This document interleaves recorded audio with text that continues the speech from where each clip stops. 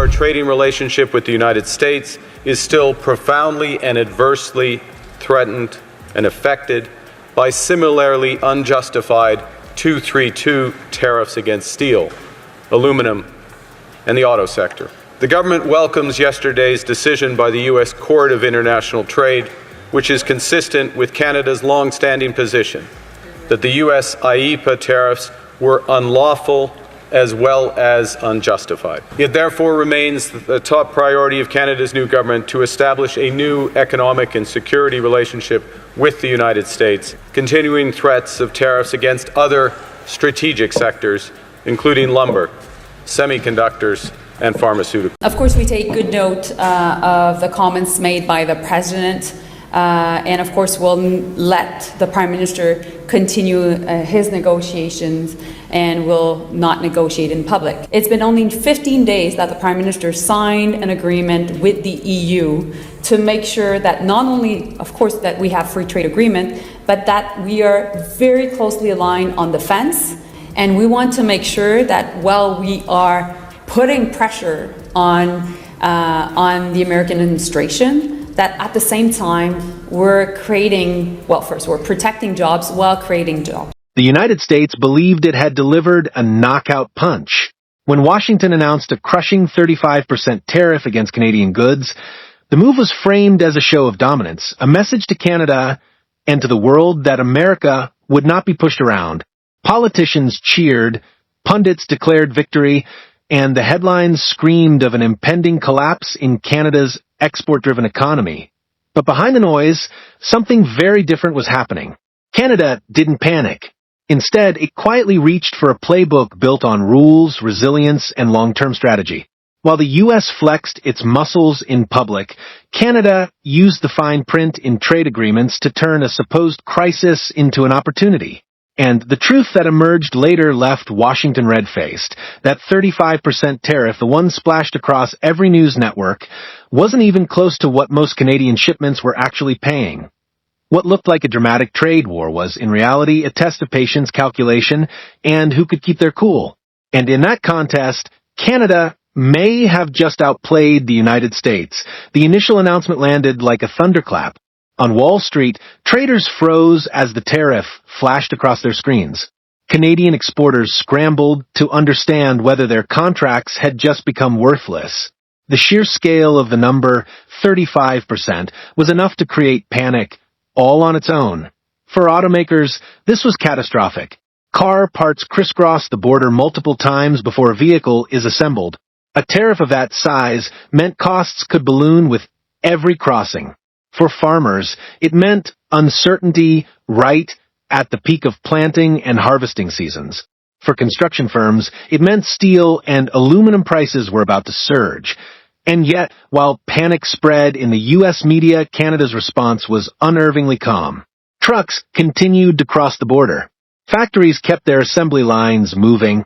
Supply chains groaned. Yes, but they didn't break. It was as if Canada had been preparing for this very storm long before it arrived. And that calmness alone sent a different kind of shockwave back to Washington. Instead of fiery rhetoric, Canadian officials spoke in measured tones. Their message wasn't about revenge, it was about stability. They reassured industries, mapped out which sectors were most vulnerable, and quietly deployed support where it mattered. Industry leaders, instead of panicking, got to work. Customs brokers became the busiest people in the country. Manufacturers reviewed their supply chains line by line, checking if their products still qualified for tariff exemptions under the USMCA trade agreement. Logistics managers tested alternate shipping routes, while financial officers recalculated costs under different scenarios. This wasn't chaos. It was discipline. And the contrast was glaring. While Washington relied on brute force, Ottawa relied on rules and foresight. Canada didn't need to scream. It simply needed to let the U.S. overplay its hand. That here's the part that changed everything. That terrifying 35% tariff was more of a headline than a reality. Under the USMCA agreement, many goods already had pathways to reduced or even zero tariffs. So long as they met certain content requirements, Canadian exporters understood this better than anyone. With a few changes in sourcing, paperwork, or assembly locations, they could slide into the fast lanes of trade. In practice, this meant that the majority of Canadian goods were never actually paying the full 35%. Instead, many shipments were facing tariffs closer to 3, 5, or maybe 7%. The U.S. wanted to present a wall, but in reality, it had built a gate with dozens of open lanes. And Canada had the map. Washington's trade weapon turned out to be far less powerful than advertised. That didn't mean everyone was safe. Certain industries still took heavy hits. Automakers faced brutal disruptions. With just-in-time supply chains, even a small tariff could trigger cascading costs. A single delayed component could shut down an entire production line, costing millions in a matter of hours. Agriculture also suffered. Miss one season, and there's no do-over. Farmers who relied on quick access to U.S. buyers suddenly had to rethink storage, distribution, and even planting decisions. Food and beverage companies, dependent on aluminum for cans and steel for machinery, found their costs spiking overnight. For ordinary consumers, the impact was subtle at first.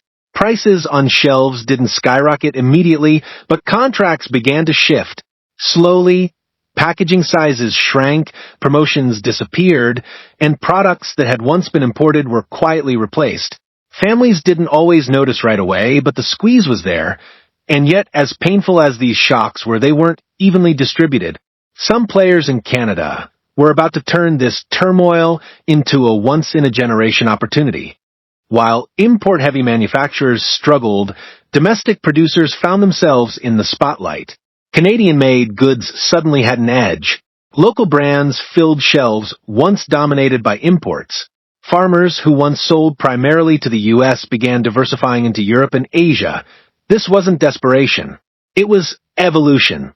Canada had long relied heavily on the American market, but the tariff war accelerated a transformation that was already underway.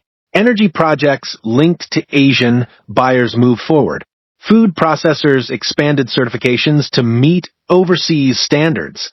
High-tech manufacturers struck deals with labs in Europe to smooth cross-border regulations. The result? Instead of being cornered, Canada was branching out. The U.S. had hoped to force Canada into submission. Instead, it nudged Canada toward independence. And while American companies were dealing with uncertainty, Canadian firms were building resilience. Trade isn't just numbers, it's politics, perception, and strategy. The U.S. played hardball, using fiery language to project strength. But that tone backfired. Harsh rhetoric dragged out disputes, unsettled markets, and created fear among U.S. businesses that relied on cross-border trade. Canada, meanwhile, projected calm. That made investors more confident. It reassured businesses that the storm wouldn't last forever. And it framed Canada as the responsible actor in the eyes of international markets. In diplomacy, image matters. And while the U.S. looked aggressive but unpredictable, Canada looked stable, reasonable, and smart. This was a trade war, yes, but it was also a PR war. And quietly, Canada was winning that battle too. Finally, the truth emerged. The 35% tariff that Washington had trumpeted was, in practice, far weaker than advertised. After exemptions, trade lanes, and rule of origin calculations, most Canadian shipments faced only modest increases. The U.S. had promised a hammer blow, but Canada had turned it into a tap on the shoulder. American companies realized their Canadian rivals were still exporting, still competing, and in some cases, even thriving. What was meant to cripple Canada ended up exposing America's lack of leverage, and that's when the narrative flipped. Washington's strategy looked hollow, even desperate. Canada had survived, adapted, and in many ways come out stronger. The trade war was crumbling, and the United States had no clear path to victory in the end. This wasn't just about tariffs. It was about strategy, discipline, and the quiet strength of preparation. The United States tried to weaponize trade. Canada turned that weapon back on them by using the very rules America had signed on to. Sovereignty mattered. Interdependence mattered. But most of all, resilience mattered. By diversifying trade, strengthening domestic industries, and keeping a calm tone, Canada outmaneuvered a larger, louder rival. And the irony couldn't be clearer. The U.S. made the loudest move in the trade war, but Canada made the smartest. Real victories don't come with headlines or dramatic announcements. They show up later, in stable prices, stocked shelves, and jobs that keep running without interruption. Canada proved a powerful lesson. In trade wars, the side that plans quietly often beats the side that shouts the loudest.